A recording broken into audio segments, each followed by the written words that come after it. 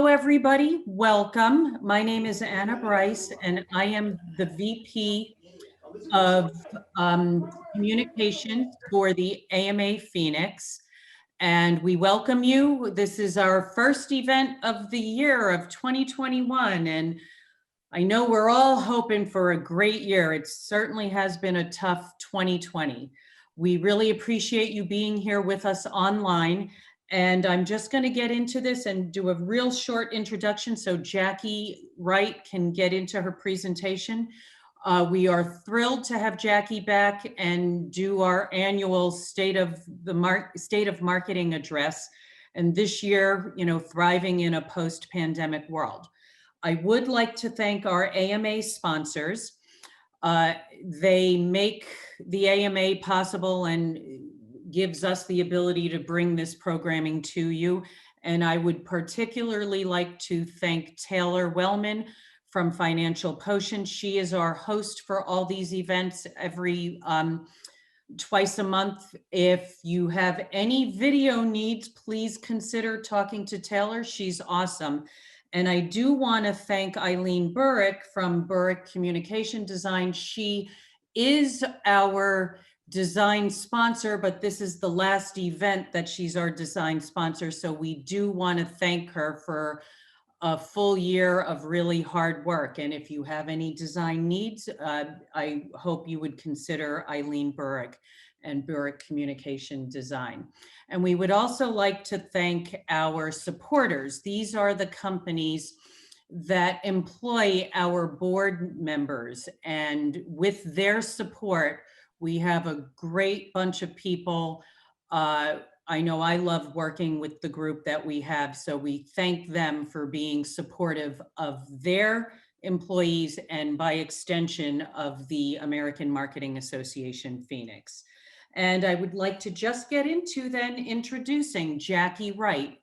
We are thrilled to have Jackie back. She is a great friend of the AMA Phoenix and a great friend of mine and a lot of people in the AMA. So Jackie, once again, we thank you for joining us. Jackie is the president of Rainmaker Integrated Marketing and PR. And she has been here in the Valley for, I'm going to say 12 years, something like that. 17 years now. 17 years, even more. And she has worked in agencies. She has started her own agency. We know that one of her ex-bosses is online. So Jackie's going to knock it out of the park so she can impress everybody here. Jackie, welcome. And again, thank you. We love that you come and take the time with us each year to talk about this topic. So thank you. Awesome. Well, thank you very much for having me. It's great to be here. I appreciate it. I believe this is the 4th year I've given this State of the Industry address. And unlike many years past, this is a much different year here. Yes. Awesome. Sounds good. All right. Well, for those of you who don't know me, as Anna said, my name is Jackie Wright. I'm the president and owner of Rainmaker Integrated. We are a boutique agency here located in Scottsdale. And we mostly work with small to medium-sized businesses, both on the B2C as well as the B2B side. If you have questions, comments, concerns, you can find me on Twitter, on Facebook, and then my email is here. If you guys want to take a quick screenshot of that, you may have some questions afterwards that you think of maybe tonight after you're digesting all the information from today or tomorrow. Those for you. And we will get links to the presentation as well and the recording. So just FYI, everybody. Yep. And this picture, as I'm looking at it, reminds me of the my body pre-COVID-15. But anyway, that's another topic for another day. So what a year it has been. There's no doubt that the crazy black elephant, white elephant, purple elephant in the room has been COVID. It has affected our lives in a myriad of ways. I know some of you online here have had it, and may God be with all of you. I hope you're healthy and doing well. But it no doubt has upset our world from a business perspective, from a marketing perspective. And in turn, that has made our jobs really, really hard. I know on the agency side, there was a 6-week time span there where we weren't really sure what was happening. the entire world literally came to a stop. But the good news is that there's some light at the tunnel, and some of the challenges that we're facing right now are no doubt kind of the state of the industry, COVID-19. Customers' needs are constantly changing depending upon what industry you're in, what's happening. There's some industries like hospitality that have been completely decimated by COVID. And then there's other industries like real estate. If you're a mortgage banker right now, you're knocking it out of the park. It's probably been your best year ever. We have some clients in the real estate space, and they can't keep up. But the needs are constantly changing. So our job as marketers is to really figure out what are the needs of our clients and our customers, and how do we pivot. Obviously, health and safety is still going to be very much top of mind, I think, through the remainder of this year. Even as the vaccine gets rolled out, people are still going to have some hesitations about going out, about spending money. But everything I'm seeing, I think that we're going to have a major boom time as we come out of this. And we'll talk a little bit more about that, but we obviously need to be prepared for that. Marketing budgets still tend to be pretty tight. Marketing, unfortunately, is always the first to go when the purse strings are tightened. And I think we're going to considerably see that as we continue through 2021. But there'll probably be some monies freeing up, providing that the economy starts to pick up and we still have some revenue coming in. That being said, revenue for a lot of industries is unpredictable. So that's still a challenge that we're facing. One thing that we have to keep in mind as marketers is that people are operating still based on fear. And when people operate based on fear, they don't always make the smartest decisions. So we have to kind of keep that in the back of our head, whether that be we're client facing or customer facing, depending upon what industry you're in. But still, fear is going to play heavily into a lot of marketing decisions the businesses are going to be making this year. And still, at the end of the day, there's lots of options. There's lots of ways to market, but many corporations have a lack of direction. So we're going to talk a little bit more today about some of the biggest trends that we're seeing on the horizon. Some are new, some are not. And really, how do we expand upon all that to really maximize our marketing budgets? Now, keep in mind, we have an hour today to get through all this. That's not a whole lot of time. We could probably spend 2 days just on digital marketing alone. So I'm going to try to hit high level on the various things that I'm seeing from a trends perspective, and then how do we really maximize best practices in each of those silos to maximize ROI for our marketing dollars. So as I mentioned, I am seeing a light at the end of the tunnel, and I hope that all of you are as well. Some of the essentials that we have to have, and if you take nothing away outside of this slide from today's presentation, this is that we have to have a variety of plans, and that's because we don't know exactly what's going to happen. Best case scenario, we get a vaccine, everything's great, business starts to pick up, money starts getting back into the pipeline again, things are flowing, hospitality sector opens up, which is very heavily based here in Arizona. But unfortunately, we could see a new variant of the pandemic, and it may be resistant to the vaccine. So we have to plan for that as business owners, as marketers. So I always tell our clients, you need to have a plan A, you need to have a plan B, and a plan C. And if you don't have any plan at all and you're just going to wait it out, I would say that that's really a bad place to be in. In the past, maybe last year, that could have been the MO, but you really have to think about where are we going to be 3, 6, 9, 12, 18 months out, and then have a variety of plans and be able to pivot on that. You have to be massively relevant. One of the key things that we're seeing right now, more so this year than any, is that as a country, as a race, we've been through the ringer. And a lot of people don't want to have to waste a lot of brain space on buying a product. If it's going to be very hard for me to buy a product or service, I'm going to go to your competitor. So really think about how can you be incredibly relevant? How can you speak to the pain points of your client or customer base? And then how can you answer all of those pain points through a variety of different marketing channels? Customer service is huge. Really, I tell clients, if you don't have the money to work with us, spend the money on dialing in your operations and dialing in your customer service. Having a great customer experience, whether it be on the B2C or B2B side, is critical for marketing success in 2021. Again, taking in health and safety in consideration. Even if we get to a place where we have the vaccine and things are going well, we can't abandon that, because there's still going to be folks who are very interested in making sure that they are safe, that they are healthy, and how you offer your services kind of needs to play into that. And then we also really need to figure out, how do we meet our customers where they are, not where you want them to be. One of the key things that I really like to do at the beginning of the year or even the end of the year is send out surveys and do some research and really get an idea of where our customers are, what their pain points are, what they need, what they don't need, what has been a success, what are they worried about, what keeps them up at night, and then be able to take that data and turn it into some solid marketing strategies. So if you haven't done any type of outreach to your clients, especially if you were laying low last year, this would be a great time to do that and try to get a sense of where their headspace is for 2021, and then make sure that your marketing strategies kind of align with that. All right, here. So some of the expected trends that we're seeing, the first and foremost, we've all heard that content is king. Content marketing has been happening and going on for quite some time. I would say that relevant content is king. Just creating random blog posts or social posts or regurgitating social content, really driving any type of ROI from those tactics, those days are over. You have to be massively, massively relevant. So really, you have to think of content marketing and social media as kind of the heart and the brain in your body. If one is not working well and taken care of properly, they both eventually will fail. So there has to be this integration between content and between social. One does not really exist without the other anymore if you want to really drive ROI. So that's really, really key as you're going through your planning.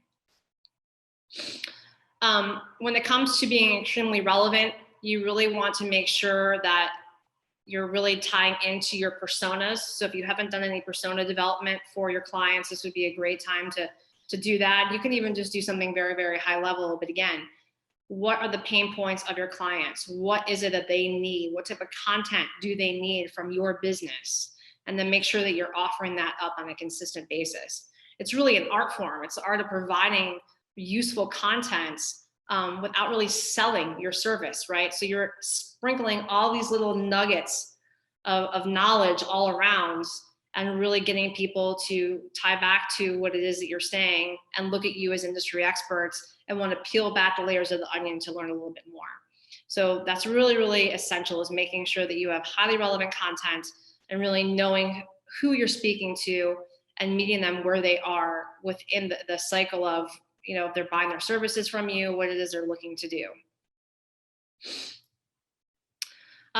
We've already kind of talked about what the persona looks like, but developing content that consumers want is really driving down to where do they live? What are their demographics? What type of channels do they prefer to communicate in?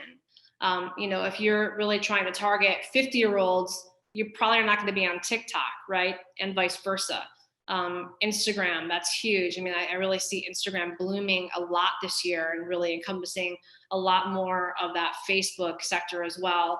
But Facebook also has its place, as does Pinterest and LinkedIn. There's just a variety of different channels, email marketing, PR. I mean, there's so many different opportunities for you to get your message across, but really figuring out who is your demo, where are they, what is it that they want to know about, and then really being able to personalize that content. We'll talk a little bit more about that in a minute here. But when you are anticipating their pain points, if you're anticipating what their future needs are, maybe even more so before they know what those needs are, that's when you're going to see some really big wins. And then really creating individualized content based on where those buyers are in the journey. So are they just coming in? Is it just initial brand awareness? Have they been engaging with you for quite some time? Really trying to figure out where they are in that buyer journey, and then delivering those pieces of content as you go through it, so it's hitting them right when they need it the most. Once you have that content, it can't just sit there, right? Just because you have a blog, it doesn't mean that they're going to read it. So you really have to think about, how am I going to amplify all of that content? And there's a myriad of different ways that you can do that today. Some of the great successes that we're seeing is obviously through social media, both posts as well as ads and promoted posts. looking at secondary pieces of content in your funnel. So if they've done X action, if they've gone to your website, if they signed up for an email, if they've clicked on a social media ad, if they've engaged with your website and now they're on Facebook or Instagram, how do you deliver up to them some type of useful piece of content or some type of call to action that's going to meet them in their buyer journey? So really mapping out what that process looks like and then applying those different tactics as you kind of go along the ropes there. But again, a variety of different things that you can do, but just making sure that you're amplifying that content and you're really drilling down on the buyer journey and meeting all your different clients or potential clients with the information that they need at that specific time in the buyer journey. Really, any form of traditional marketing channel can be utilized to promote useful content. Even, we have clients that go to trade shows back prior to COVID, obviously, but there's different pieces of content that we would utilize maybe through delivering a white paper with a downloadable PDF that was served up in a social media ad. They can take that white paper to the trade show and deliver it as well. So really try to think outside the box, be fully integrated, and figure out how can you take different pieces of content and distribute it through all the various marketing channels that you utilize on a regular basis. This is what's referred to as the peso model. It's something that I really kind of go back to on a regular basis and has been very, very useful. But if you follow this model, if you think about your marketing in this way from a paid, an earned, a shared, and an owned media perspective, you're going to see some great return on your investment here. And there's a lot of different facets to this, but you have your earned media component, which is where you've got your media relations and your blogger relations, investor relations. You've got influencer campaigns, right? You probably work with influencers, be it paid or just a relationship, or maybe it's just the online engagement, a variety of different things that you can do there. But that's where you have your shared partnerships. And then from an organic perspective, you have a big following on Instagram or Facebook or Pinterest or wherever it may be. People are sharing content that you're creating.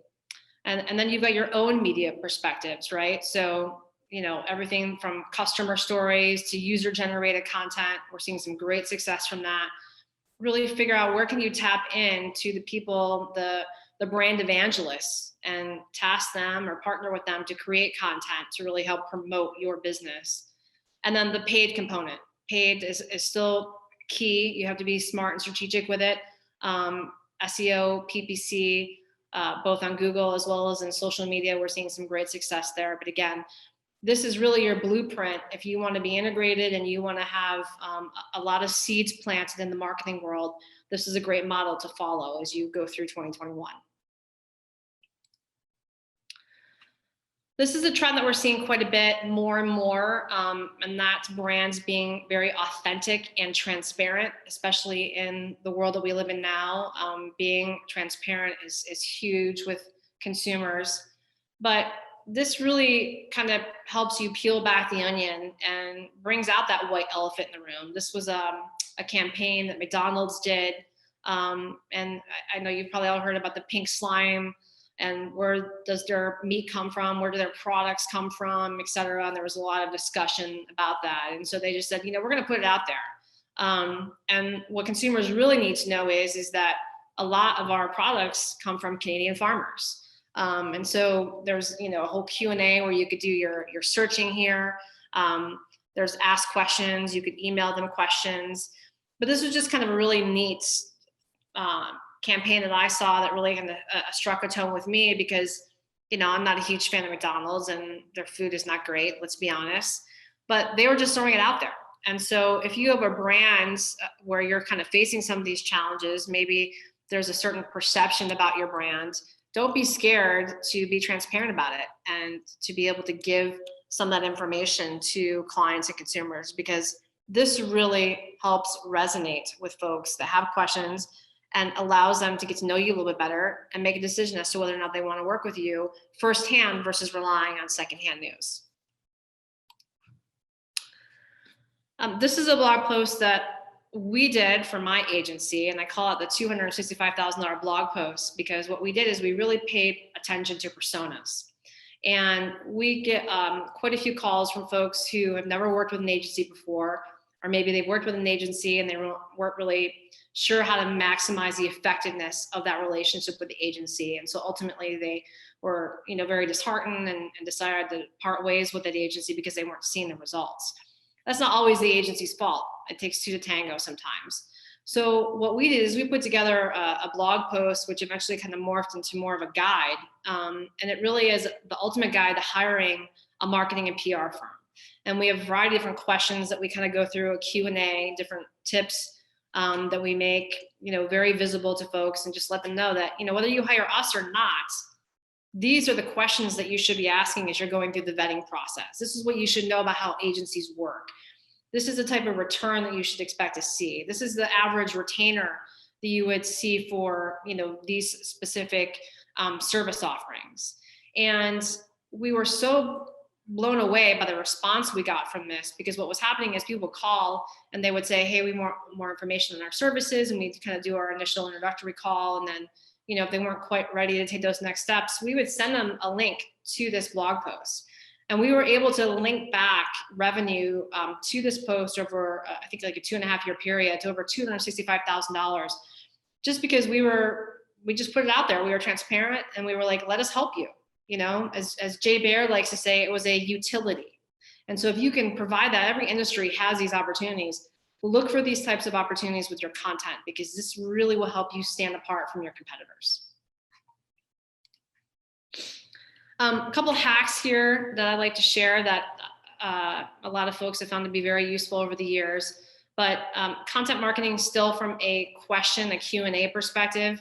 And this really comes from Marcus Sheridan, who is the author of The Sales Lion. He's written a number of books.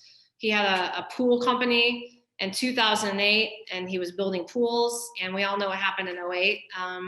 The world kind of fell apart. Nobody had any money. People were losing their homes. They certainly were not spending extra dollars on pools. And if they were, he had a ton of competitors. So he really thought, how do I set myself apart from my competitive set?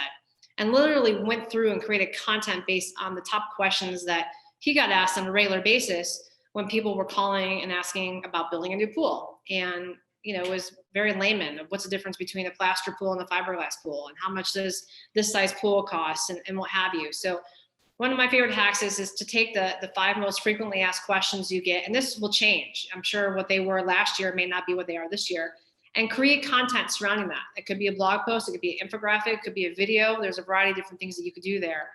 But really sit down with your team and include the folks who are answering your phones. If it's not you, somebody in your team that's picking up the phone, get with them and figure out what is it that's being asked of them on a regular basis, and then how can you answer those questions. And it also kind of frees up a little bit of time on the sales team, because they can point people to this content that hopefully lives on your website and your social feeds, and it allows them to just kind of surf and get the information they need when they're ready to consume it.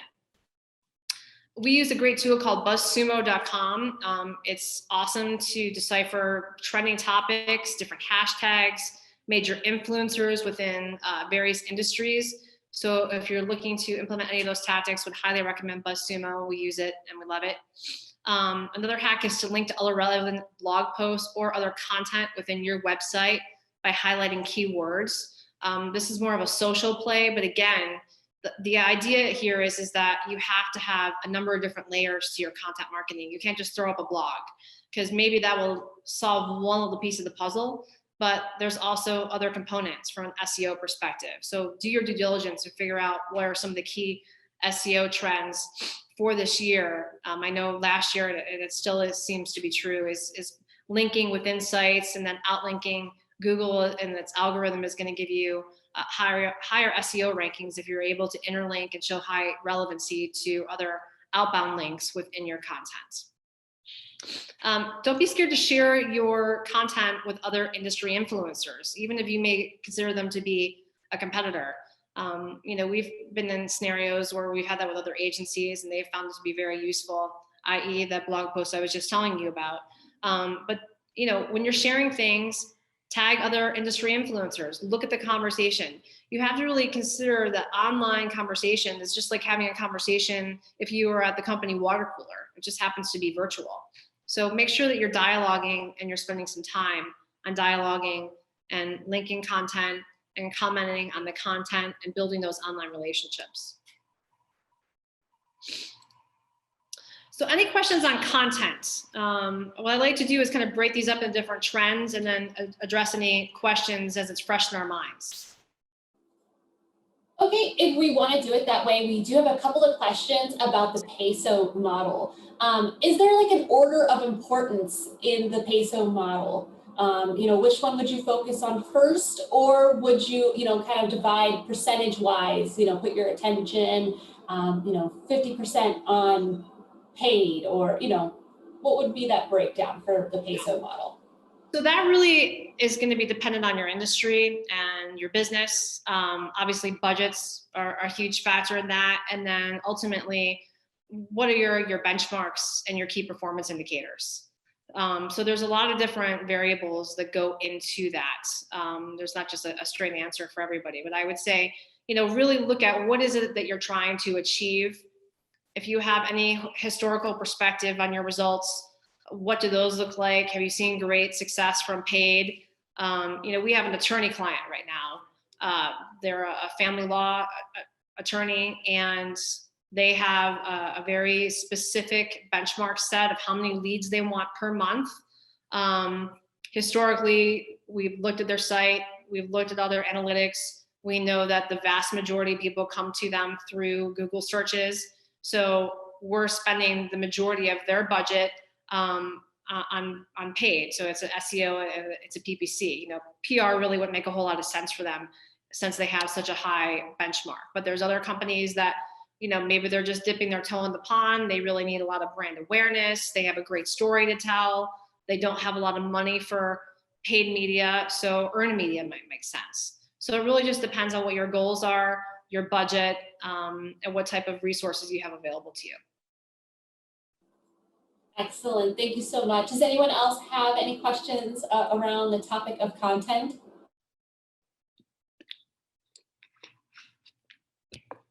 No? No. Looks like we're ready to move forward into my favorite topic, video marketing. Oh, video marketing. I could probably spend 2 weeks on video marketing, but I'm going to try to hit the high points here. So it's no secret that video marketing it's here to stay. We're not going anywhere. From what I've seen, even though budgets are a little bit tight this year, brands are really expected to spend about 5 times more on video marketing this year than they did last year. We know that video receives a much higher engagement rate than static content. So that's a key. And really think about what you remember, right? So 20% of what you hear, 30% of what you see, and then 70% of what you hear and you see. So that's why video does so well. And it's just, we just know it's far more engaging to look at and to consume. So some of the basics, obviously your demo videos, company overview videos, event videos, maybe not so much right now, but in the past, explainer videos are great, animated case studies. We're seeing some great success with testimonial videos from a paid media perspective. So running ads on social with some great testimonials and then a very strong call to action. Augmented reality and virtual reality videos are huge, especially in the real estate space. 360 videos, if you've got some type of product where you're selling it and you want consumers to see the 360 view of it. And then one thing that we're seeing a lot of great success with that's really kind of exploded over the last, I would say 18 months or so, is coming up with personalized messages via video in your B2B pitches. So if you are B2B, you're trying to get in front of a CEO, maybe you're doing a pitch and everybody can't be there, or you've got your director level folks, and then they need to share that pitch deck with their CEO. Having some type of video go along with that kind of walks them through the whole process. Really nice personalized greeting. We're seeing a lot of good success with that, especially in the B2B space. So something to consider in 2021. Some of the big trends right now are short-lived video contents. We all know about TikTok. Obviously, if it makes sense for your demographic, that's big.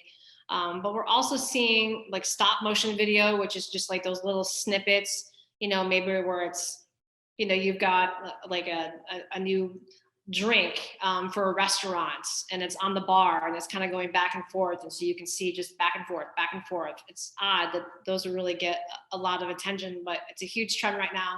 People are loving it. A lot of engagement on that. User-generated content, again, huge. Really would challenge everybody on this Zoom call today to figure out how can you get with your brand advocates and your brand champions and see how they can create content for your social feeds and for your websites. Branded videos, giving people kind of a behind the scenes look at your business.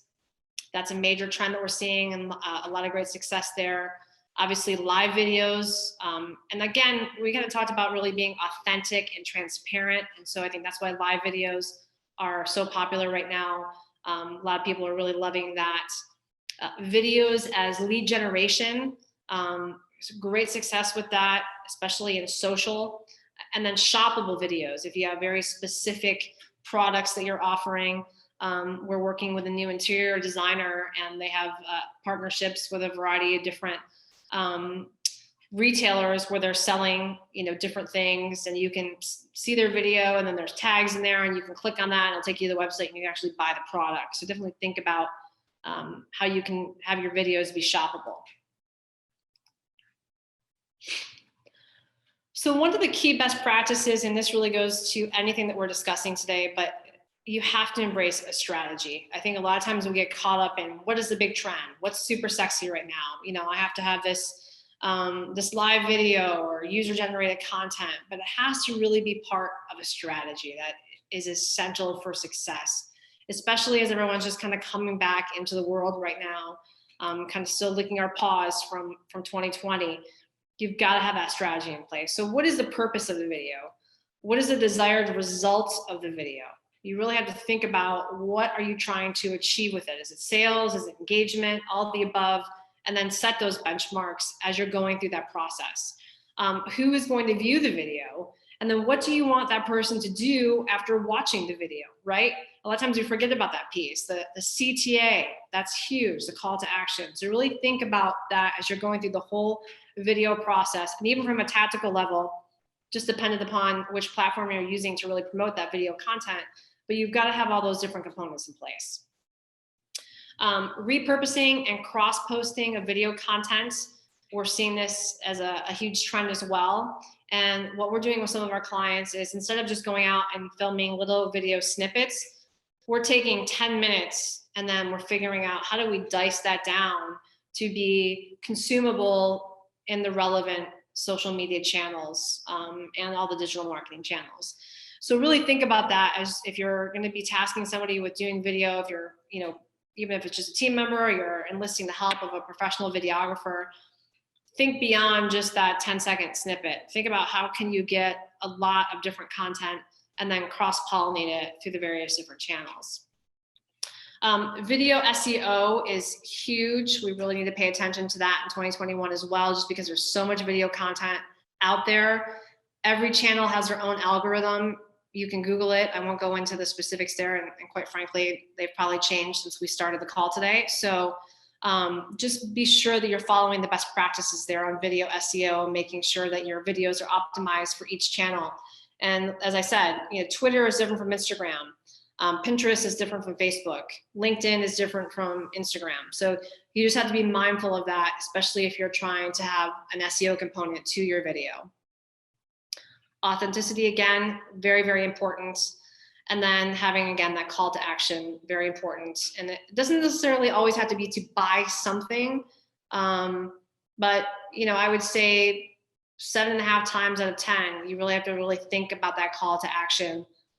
What is that going to be? What do you want the consumer, the potential client, to do next after they've consumed your video content?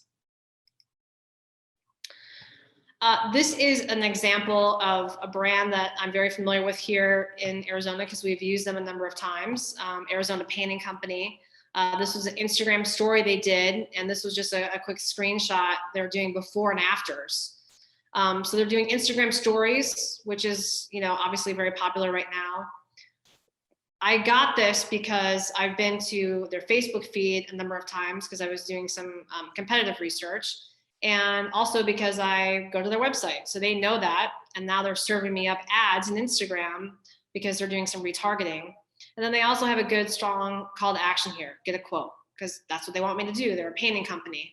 Oddly enough, I'm also looking for a painter for my home right now. So they're hitting me right where I need to be hit. They're following all the best practices we've already talked about today. So just kind of think about this. This is not an incredibly sexy graphic. I mean, it's, I think it's an apartment building that they're painting, but it's highly relevant, right? And they're using best practices. And it's a local company and it's easy to do. They're not spending a ton of money doing it. So think about how your business can do something similar.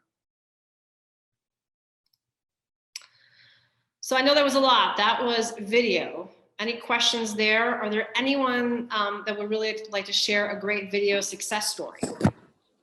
Oh, no, I had a question. I did have a question. Can you hear me? I can hear you.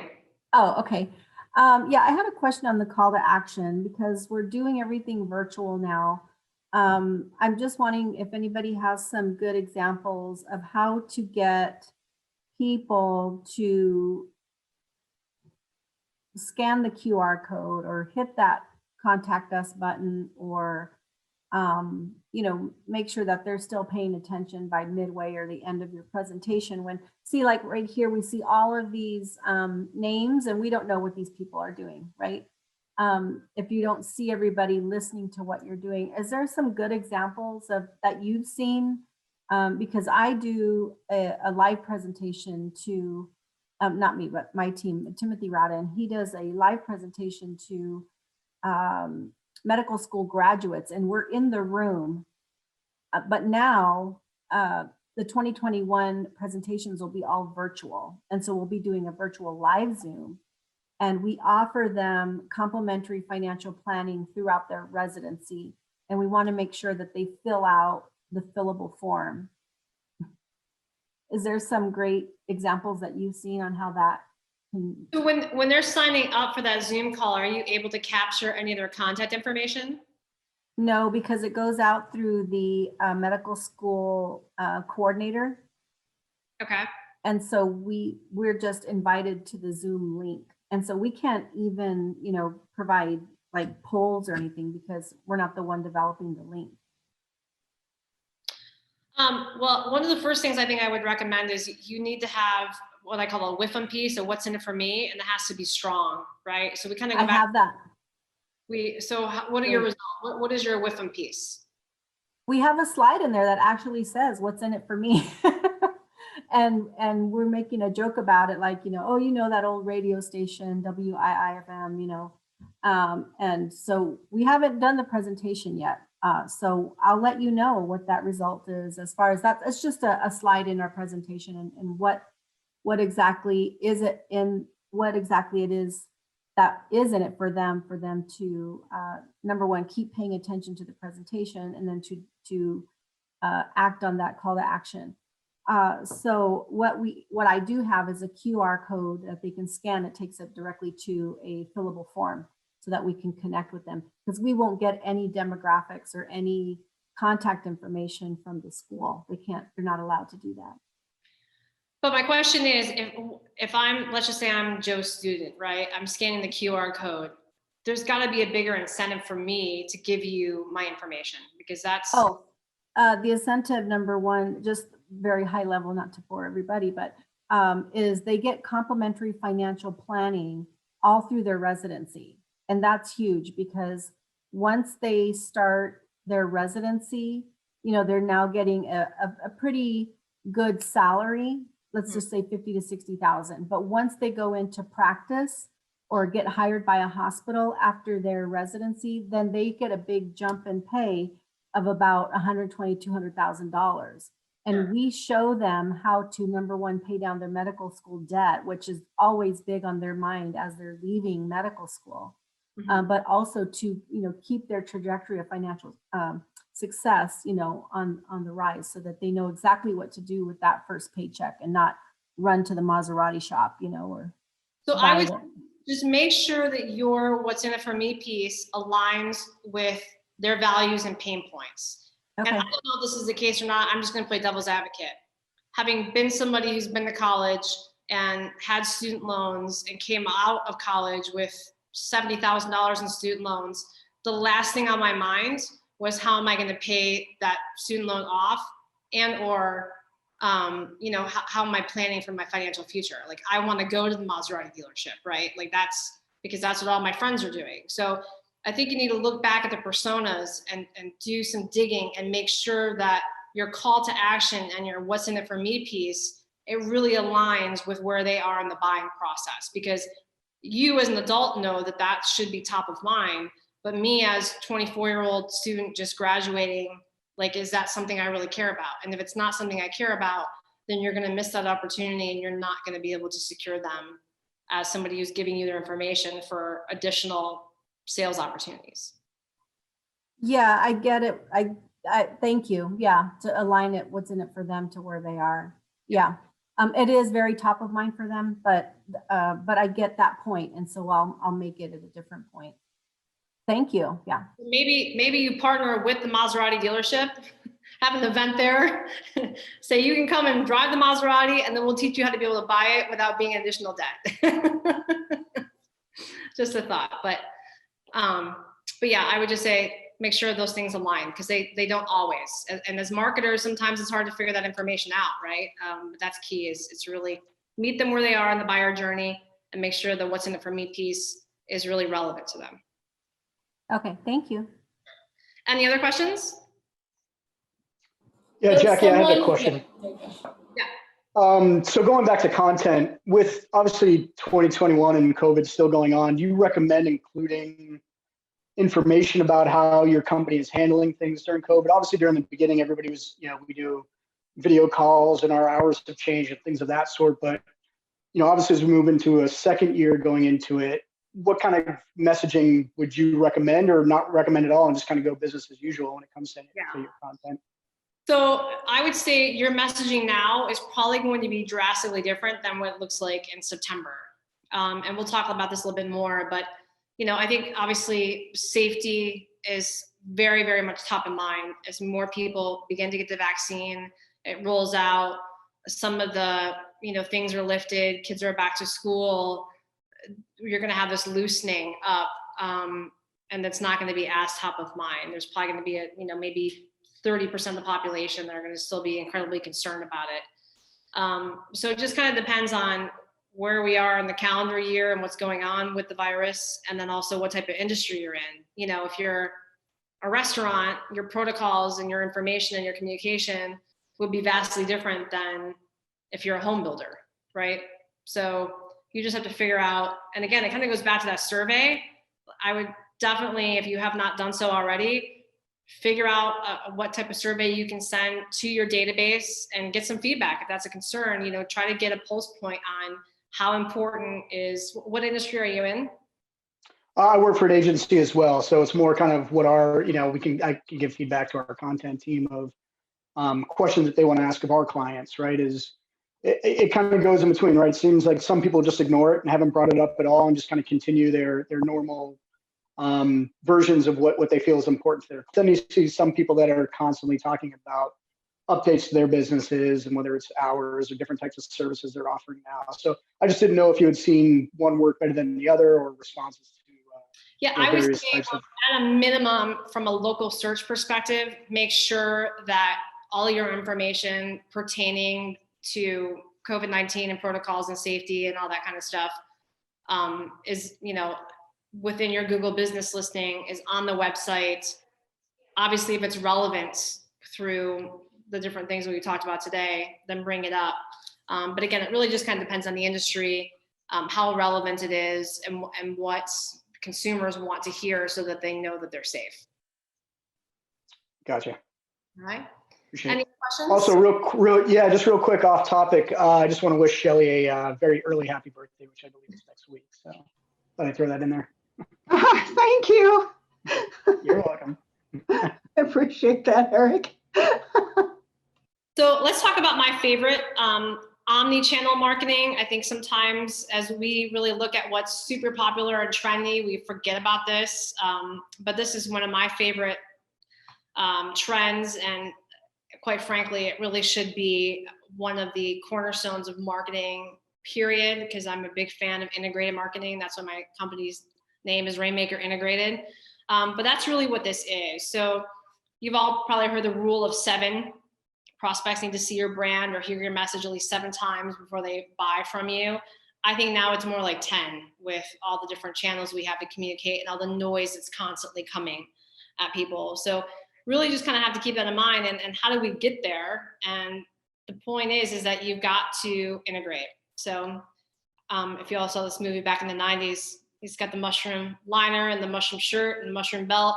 You've got to coordinate, right? All your marketing tactics, you have to have them work together. It has to be a big happy family in the sandbox. If you get incredibly siloed, that's where you're going to see some breaking apart of everything working together, and you're not going to see as great of a return on your investment. So really look at how can you embrace integration. And some of the brands that I've seen in the past that do a great job with this is Southwest Airlines. And I'll show you a couple different examples here, but really work to have a very unique and consistent experience and message across all the various channels, whether it be digital, print, public relations. There's a variety of different things that we can use if you kind of go back to that peso model. But when people look at your brand, when they see your messaging, the ultimate goal is that they should be able to recognize that and recognize it quickly and understand who you are, what you do, and what you stand for, and what service offerings you have to offer. So really think about how can you do that with what it is that you're doing right now from a marketing perspective. Another key thing is to really look at current events, headlines, industry trends. This is one of my favorite campaigns that Southwest did, but this is the No Means No. So this came out during the beginning of the women's Me Too movement, and they jumped on that, but in a very tactful way, right? And then they spun it to really speak to what their brand offers. So no first check bag fees, a major pain point, right? They probably know that from talking with customers. They know that from persona development. No second check bag fee, no change fees. Fees are a huge, huge pain point right now and have been for years in the airline industry. But they know that, and so they acted on it. So this is just a great example of how they took all of the headlines that were happening at that time. They took major pain points of their consumers and they translated that into some advertising that really resonates with people. This is their transparency. So again, we talked a little bit about that earlier. Transparency is huge with brands right now. So really making sure that you are as transparent as you can be. And if there's things that come up, explain why your business does that. I often wonder about different return policies the companies have. Or my favorite is, they'll send you a coupon in the mail to come in and take advantage of a specific offer. And then you go in to take advantage of that, and it expired 2 days ago, and they won't honor that coupon. That makes zero sense to me. You just spent probably thousands and thousands of dollars to get me into your establishment. I'm here to spend money, and now you want to turn me away. So just really making sure that you're transparent and that what you're doing makes sense. And again, how can you leverage that in a variety of different channels? So this is a great example of Southwest again, and this is a retargeting campaign. I was on their website looking for fares to Denver. What do you know? And as I'm going through Facebook, here's a little video, another best practice, and they're showing me about going to Denver with a good, strong call to action to book now. And then this is another ad that came up. It was a banner ad that came up on one of the websites that I was on. So again, they're using some retargeting here. So clearly these guys are paying attention. They have a strategy. All of these different pieces of marketing collateral, they align, they make sense. They tie back to their brands. They're just really, really dialed in. So I love this campaign. I think they did a great job with it. And it's you don't have to have millions and millions of dollars, which obviously it did, but you can do this on a smaller budget as well. So any question about really just kind of integrating things? And I'm wondering, does anybody have a great example about how they integrated various marketing tactics to really drive a great return on investment last year?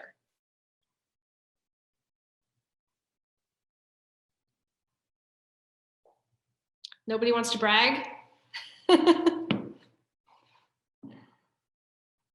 right.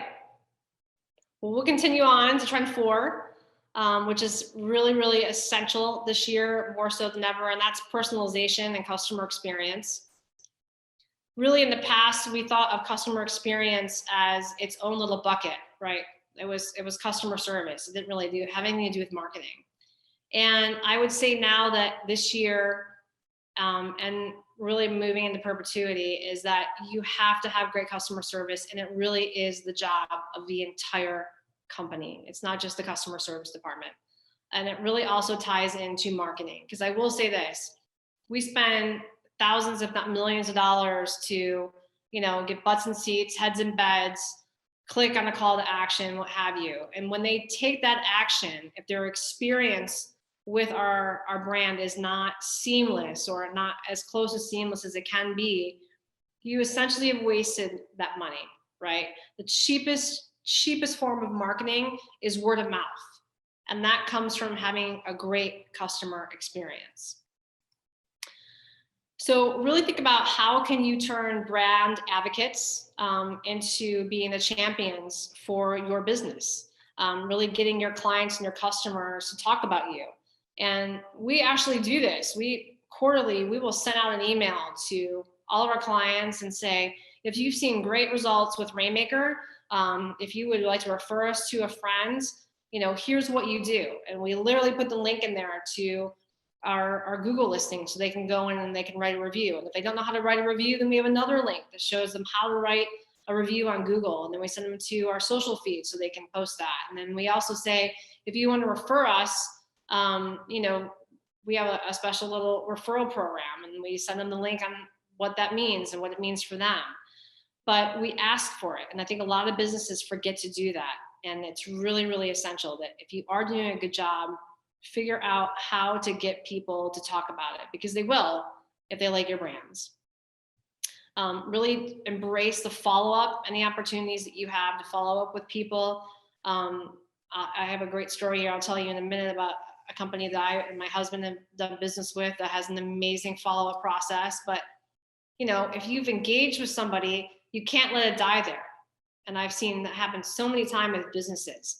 Maybe they filled out a form on your website and there's only one response. Put them into a silo and figure out how do you nourish that relationship so that they turn into brand advocates. Stay in front of your customers as much as you possibly can with that useful content, even if it doesn't mean that you're promoting what it is that you do. There could be something that's very, very useful for them based on your industry that, again, just sets you up as that resource. Train your team members to be appropriately personal. A personal touch goes a long, long way, and it really allows them to have that relationship with somebody that's via a note or a phone call or an invitation to a special event or a Christmas card or what have you. And then really promote that good feedback. This is an ad actually I received from Urban Decay, and it was about one of their eyeliners. So this came, I think it was in my Instagram feed, but they literally created an ad of screenshots of people talking about how much they love this specific makeup setting spray and how great it was and where they've used it and what have you. And they just had this, and there was like a little call to action here. It was like shop now, and then it took you to their website where you could buy the spray. But I mean, these are real testimonials that people posted in their social feeds. And chances are either you or your clients have something like that. So don't be scared to use it. So this is a brand, AG Jeans. My husband is a huge fan of this jean brand, and they have a store at Scottsdale Fashion Square. And the second time we went into the store, the same gentleman waited on us. The second time we went in, he knew my husband's name. He offered us some water. There was free alterations at the store They did all the pinning of his jeans, gave him a couple different options of different finishes, that he wanted to choose, or different washes. Free shipping to our home, gave us water and snacks during the shopping experience. 2 days later in the mail, we received a handwritten note from the gentleman that waited on my husband's. We also got a Christmas card from him. Guess where we buy jeans now, almost exclusively? Okay, these are all just little personal touches that any business can do, but it really lends an amazing customer experience, right? Like, I enjoy going there, right?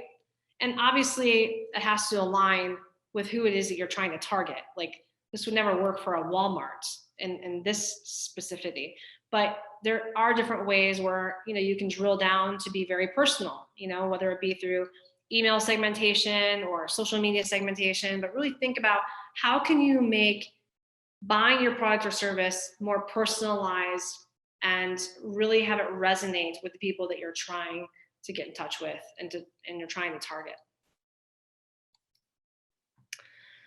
We talked a little bit about this already, but segmentation, again, really embracing your research. Don't ignore your haters. This is huge. You really have to pay attention to what sentiment is online and reviews, and really try to make sure that you're promoting your best reviews. But if you've got some issues, your haters are the canary in the coal mine. You really have to take a look at that. Don't ignore them. Make sure that you're engaging with them properly on social media. Don't get into a shouting match. I like to say 2 contact points and then get them offline, get them into an email or a phone call or what have you. But really pay attention to that. And again, really pay attention to how can you personalize all of your marketing based on where your buyers are in their journey, what their pain points are, what they're looking for. Because again, if somebody's just getting affiliated with, your service offerings or your brand versus they've been engaged a couple of times, it's a different look and feel, and you have to be able to plan accordingly based on where they are in that journey. This is HubSpot. I love their websites. We're actually considering about using them this year. I'm sure some of you already do use them, but what I really like about this is they mine their entry point and the buyer journey immediately. As soon as you go to their website, this is what you see, right? So I'm new to HubSpot, just launched. There's more information here because obviously, there's a lot to learn when you're using this type of platform for your marketing. Learning a little bit more about their marketing platform or their sales software. So they did their research. They know their personas. They understand the pain points of the different people who are engaging with their brand, what they need, what they don't need. And they literally designed their website around those different entry points, right? So that you're not going to their website and searching around and not finding what you need, and you go down the rabbit hole and then you just abandon the whole thing. So I would have to assume that they probably had some pretty good success with this. And pretty much any business can do this with their website as well. Despite what some may say, email, I think, is still very much alive and kicking if done right. Tips, tricks, hacks, again, personalization, success stories, meet the team. We've had some really good success with that locally here with a number of our clients where we're, giving that behind the scenes approach, showing people who works for the company, what they're doing, what they work on. It could even be down to like who's answering the phone. I mean, I know it sounds odd, but like people want to know that. They want to do business with people they know and they like and they trust. And this is a great way for you to be able to do that, is to have some of these different pieces of content. And don't abandon email. I think if it's done right, you can really see some good return on it. So any questions about customer experience and customization and personalization? For sake of time, I would love if everyone could hold your questions for the end. Let's get through the rest of the content and then we'll ask any questions then. This is my last one. So I really want to talk about event marketing. I know right now we're all virtual. I think that there's going to be a huge desire to not be virtual when it's safe. And so we have to plan accordingly. Obviously, we're still in the midst of this right now. And so everybody's still very much online. But what we are seeing is there are some unique ways to utilize the whole virtual component and really kind of dial it in so that you're not losing, revenue because you can't be face-to-face with people. So we'll get into that here in a second, but again, video, as we're doing now, some of those personalized videos that kind of go along with your sales pitch, that we're seeing great success from that. But really planning, again, the A, B, and C plan that we talked about earlier, we're probably still gonna have to have a virtual component to it, but as we get into the year, people are gonna wanna get back, they're gonna wanna network again. So how do we plan for that? So just a couple of virtual marketing ideas. I know we had a question on this earlier, but again, invite potential referral partners to a video meet and greet. We're seeing great response from this in the medical sector. Actually, some sales folks are even having better success with this than they were in person, because now they're able to, let's just say call a dentist, be like, we'll send you steak 44 for you and your family. Just need for you to jump on a Zoom call for 30 minutes. The dentist, their spouse is super happy because the whole family is being fed from steak 44. They get to eat what they want. They have 30 minutes, learn about what it is that you need to talk about, and then you have a great follow-up email. So we're seeing great response from that. Obviously, virtual events, as we're doing now, huge response from that as well. Invitation-only programs where maybe you're giving a behind the scenes look at something, or you're launching a product. People love to feel like they're super important and they're getting a first look at something. So consider that if you have a product or service that's applicable. And then 30 to 90-second success story videos, promoting them through social media. We're also seeing some great response from that as well. So that could be coming out of these virtual marketing ideas from a video perspective. So kind of keep those in mind. One of the things I will say is that some best practices have to continue to be implemented. Outreach via email, phone, social media. I think you're all familiar with that. AMA did a great job with that for this specific presentation, but you should be doing the same if you're going to be doing these type of different events.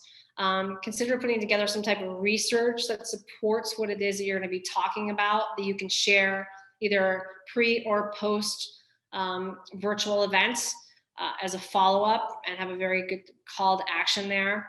Obviously, driving buzz through social media is essential. Just think of it as like you're planning anything else, even if it's an in-person meeting, if it's the launch of a product, whatever it may be, you really have to include that social media component if you want to include the masses. And then let people know what they can expect as they're on that Zoom call or that virtual event. It's still kind of like this area where not everyone's really sure what that's going to look like. So give them a good idea of what they're going to be able to take away from that event, and you're going to see a really great return on your investment there. Once we get through the pandemic, I really think that it's going to be everybody and their mother is going to want to get out. So what we have to keep in mind is we have to plan for that as well, because that presents a whole nother set of problems. So in the past, everyone went to networking events or product launches or new restaurant openings. It was kind of like, okay, we've done this a million times, we know what it's like. We have a pent-up demand now. So what's going to happen is that if you're trying to really inform or sell a product or service, you have to plan for the fact that people are going to be wanting to socialize, they're going to be wanting to eat, they're going to be wanting to booze. So how can you get your message across still from a marketing perspective and still have it be influential, but at the same time allow people to have fun? So again, just make sure that you have ample opportunity to network, but also come up with unique ways where people can take the information that you're trying to convey and it totally doesn't get lost, because now everybody's in person and they're super excited about that. And they've just come for a good time, and you spent $10,000 on an event and you're not seeing any return from that. Post-event follow-up, huge. Thank you notes, thank you personalized videos, making sure that you have a really good solid process in place. And then mind the drip. This is huge, because I think a lot of times we get through, again, that first phase of follow-up and then we fall off, right? Anybody who sends out emails, you have the opportunity to look at your metrics and really get a good feel for who's clicking on what content, what it is they're searching for, what it is they're saying, any type of feedback. So again, buyer journey, make sure that you're delivering some appropriate messaging based on what has happened in that follow-up communication so that everybody doesn't just fall off and you're not able to really get into the weeds with these folks and get after somebody who maybe wouldn't necessarily take action, but now you're able to do that because you're following up with them in a very consistent process and methodology. So recap, 6 key things here that I really hope you took away from today's event. And that is, again, have a variety of different plans in place. We're in crazy times right now. That's going to continue for a little bit, but it will change. But again, be able to plan and pivot accordingly. Plan for the light at the end of the tunnel because it will be here. Think of what your business and customers will need most in a post-COVID world because it's going to happen eventually. Really refine your processes and your customer service now. If you've got some downtime, if you don't feel like your customer service is really personalized and is dialed in, take this time to get that right because once the floodgates open, they're going to be open and there's going to be a lot of low-lying fruit.